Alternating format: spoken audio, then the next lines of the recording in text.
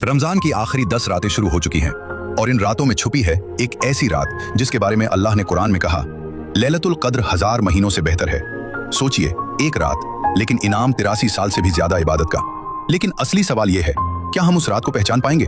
नबी सल्लल्लाहु अलैहि वसल्लम ने फरमाया, जो इंसान ईमान और सवाब की उम्मीद के साथ लैलतुल कद्र में इबादत करता है, उसके पिछले सारे गुनाह माफ कर दिए जाते हैं। सही बुखारी, सही मुस्लिम। सोचिए, सिर्फ एक रात और पूरी जिंदगी के गुनाह माफ। क्योंकि अल्लाह अपने बंदों को सजा देने के बहाने नहीं ढूंढता, अल्लाह तो बहाने ढूंढता है कि उसका बंदा किसी तरह वापस आ जाए। एक हदीस में आता है, अगर बंदा चलकर अल्लाह की तरफ आता है तो अल्लाह दौड़कर उसकी तरफ आता है। यानी अल्लाह बस ये चाहता है कि उसका बंदा उसके सिस्टम से जुड़ जाए, उसकी तरफ लौट आए और अपनी मगफिरत करा ले। सोचिए, अल्लाह अपने बंदों से कितनी मोहब्बत करता है। कुरान में एक मंजर आता है, जब हजरत यूसुफ अलैहिस्सलाम सालों बाद अपने वालिद हजरत याकूब अलैहिस्सलाम से मिले तो दोनों इतनी मोहब्बत में रोए कि बेहोश हो गए। फिर होश आया, फिर रोए, फिर बेहोश हो गए। मोहब्बत का ये मंजर देखकर फरिश्तों के सरदार जिब्रील अलैहिस्सलाम ने अल्लाह से पूछा, ए अल्लाह, क्या कोई इतनी मोहब्बत भी कर सकता है? तो अल्लाह ने फरमाया, मैं अपने बंदों से इससे भी ज्यादा मोहब्बत करता हूँ। एक हदीस में आता है, अल्लाह अपने बंदे से माँ की मोहब्बत से भी ज्यादा मोहब्बत करता है। सोचिए, अगर अल्लाह हमें किसी चीज से रोकता है तो वो हमारी भलाई के लिए रोकता है। अगर वो हमें किसी इबादत का हुक्म देता है तो वो भी हमारी भलाई के लिए देता है।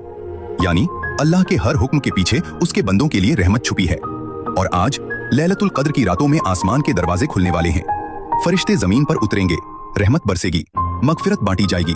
शायद आज की रात किसी की तकदीर बदल जाए, शायद आज की रात किसी गुनहगार को माफी मिल जाए, शायद आज की रात अल्लाह आपका नाम माफ किए हुए लोगों में लिख दे। तो आज सोने से पहले एक बार सोचिए, क्या हम लैलतुल कद्र को यूं ही गुजरने देंगे, या फिर आज रात उठकर आंखों में आंसू लेकर कहेंगे, या अल्लाह, मैं गुनहगार हूं लेकिन तू सबसे ज्यादा रहम करने वाला है, मुझे माफ कर दे। यकीन मानिए, लैलतुल कद्र की रात खाली हाथ लौटने वाली रात नहीं होती। जब हम रोजा होते हैं, भूखे होते हैं, प्यासे होते हैं, तब सिर्फ हमारा पेट खाली नहीं होता, उस वक्त हमारी बॉडी के डेड सेल्स मर रहे होते हैं, हमारा जिस्म खुद को साफ कर रहा होता है और हमारी रूह अल्लाह के करीब जा रही होती है। सोचिए, जिस चीज को हम सिर्फ भूख समझते हैं वो असल में एक इलाही सिस्टम है। अल्लाह ताला कुरान में फरमाता है, ए ईमान वालों, तुम पर रोजा फर्ज किया गया ताकि तुम परहेजगार बन जाओ। सूरह अल-बकरह 283। यहाँ अल्लाह ने मकसद साफ बताया, लअल्लकुम तत्तकून, यानी तुम में तकवा पैदा हो। तकवा क्या है? सिर्फ डर नहीं, सिर्फ इबादत नहीं, तकवा है खुद पर कंट्रोल, नफ्स पर काबू, अंदर की बगावत को शांत करना। नबी करीम सल्लल्लाहु अलैहि वसल्लम ने फरमाया, रोजा एक ढाल है। ढाल किससे बचाती है? गुनाह से, शैतान के वसवसों से, गुस्से से, हवस से। जब इंसान 12 से 16 घंटे तक कुछ नहीं खाता तो जिस्म में एक प्रोसेस शुरू होता है जिसे कहते हैं ऑटोफेजी। रोजा सिर्फ जिस्म नहीं बदलता, दिमाग भी बदलता है। रिसर्च बताती है, फोकस इंप्रूव होता है, मेमोरी स्ट्रांग होती है, मेंटल क्लैरिटी बढ़ती है। इसीलिए रमजान में इबादत में दिल ज्यादा लगता है। जब पेट खाली होता है तो रूह की आवाज साफ सुनाई देती है। दिल और सेहत रोजा कोलेस्ट्रॉल कम करता है, ब्लड प्रेशर बैलेंस करता है, इंसुलिन सेंसिटिविटी बेहतर करता है, बॉडी शुगर बर्निंग मोड से फैट बर्निंग मोड में शिफ्ट हो जाती है।